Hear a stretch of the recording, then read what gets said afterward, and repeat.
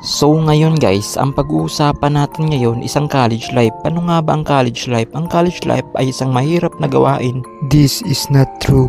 Ilan sa'yo pre? 78/100 sa'yo ba? Ha? Bakit sa'yo ang laki? Tapos sa akin 25 lang. Di ba nangopya ako sa'yo? Anong set ka ba? Ay, may set A, may set B ba? Diploma o diskarte? Syempre diskarte. Diskarte para makakuha ng diploma. Sheesh! Yung tipong fresh kapag dating sa school tapos pag uwi mo, langya ang haggard. At sa college, meron pang research defense langya. Yung akala mo talaga makikipagdigmaan ka sa mga tanong nila. Sugod!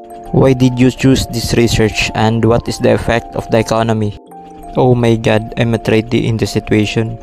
Bahala na si Batman. Lah, ba't ako? Sa college mo lang mararanasan ang di matutulog dahil sa kaka-research. Kasi kailangan mong lagpasan para makagraduate ka mga boy. Eh yung ambag ko lang sa research namin is yung kapugian ko lang ya. Wala yun sa script direct ha. Sa college mga tol is may mahabang vacant ka. Kahit anong gawin mo dyan sa vacant mo, kahit mag-SM ka pa, mag-basketball, maglaro ng ML, madami kang magagawin sa 5 oras na pag-iintay mo. Kapag vacant na namin magtutropa, is rekta agad kami sa SM. 5 oras ba naman yung vacant time namin? Eh ano pang gagawin? Eh di sa SM.